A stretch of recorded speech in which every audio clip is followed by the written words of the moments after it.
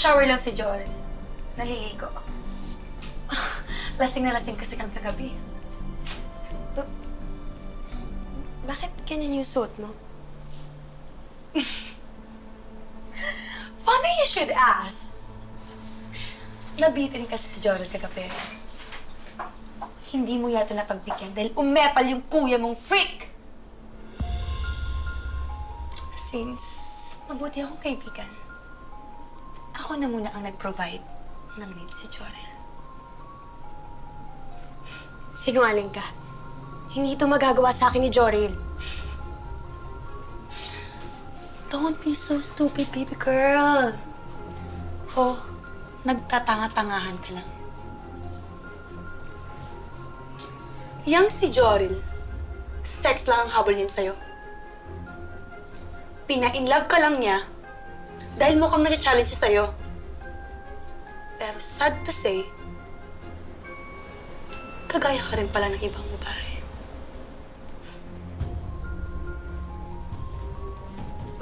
Bakit mo ginagawa to?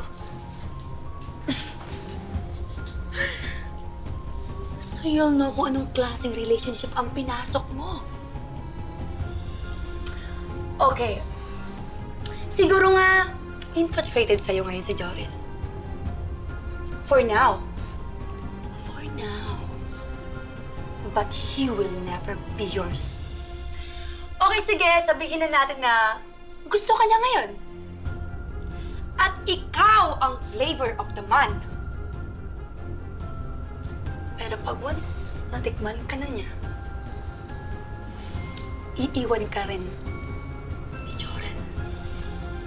At sa akin pa rin siya papagsak.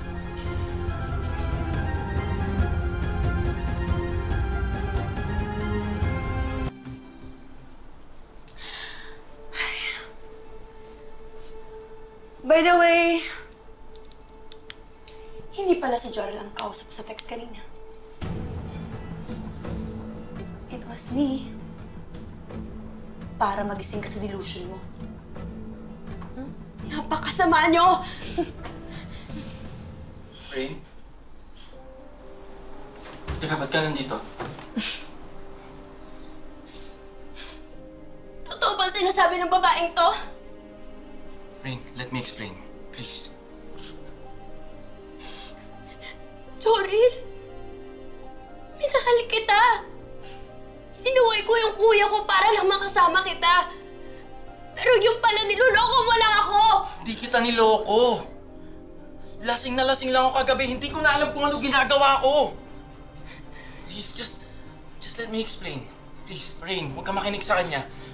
Mama! Dahil sa'yo, nagkasira kami ng kuya ko. Dahil sa'yo, nasa ospital ang tatay ko ngayon! Rain, I'm sorry.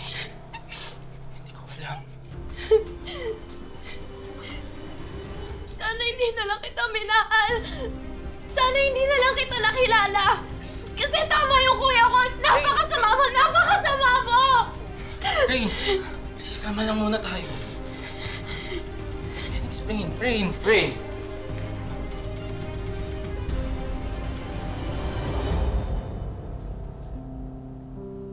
Lahat ginagawa mo kasi ikaw ang kuya namin! Na ikaw ang laging tama, na ikaw yung nakakatanda! Bakit mo pinagkakait sa akin ang isang bagay na hindi mo pa nararanasan? Ano? Kasi alam mong hindi na yun darating sa buhay mo?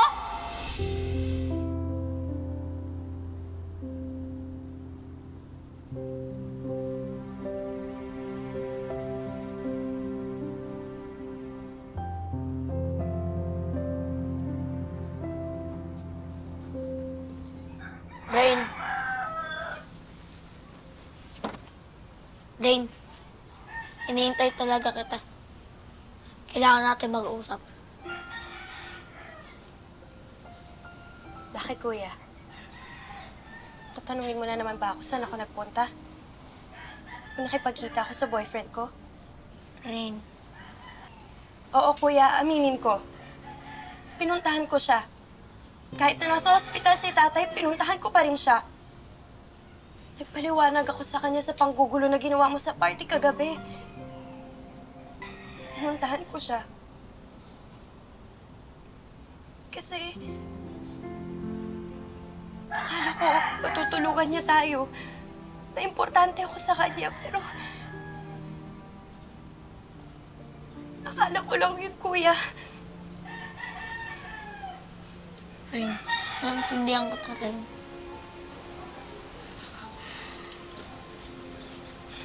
Naintindihan ko ta. Tama ka, kuya.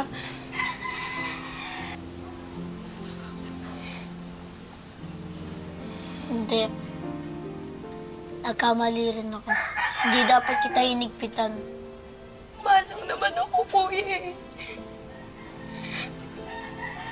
Naintindihan ko ta, Rain. Sana.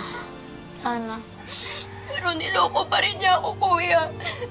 Niloko ako ni Joril. Akala ko iba siya. Akala ko iba si Joril, pero hindi. Akala ko totoo na importante ako sa kanya, pero... kuya. Sana. Kuya, sumbatan mo ako. Lahat ng masasakit na salita sabihin mo sa akin. Kahit yung nangyari kay tatay, isumbat mo na rin sa akin kasi kuya. Kuya, deserve ko yun. Sana. Wala nang sumbatan. Wala nang masasakit na salita. Sana. Sana na. Lesson sa atin ang nangyari. Lahat tayo nagkakamali. Ang mahalaga, kailangan natin maging matatag. Kailangan nating bumangon ulit. Para kay tatay at para sa pamilya. Opo, kuya. Para sa pamilya natin. Kailangan kita ngayon, Rain. Kailangan nating matustusan ang mga pangangailangan ni tatay sa ospital. Oo, kuya. Kailangan natin maging matatag. Wag sanang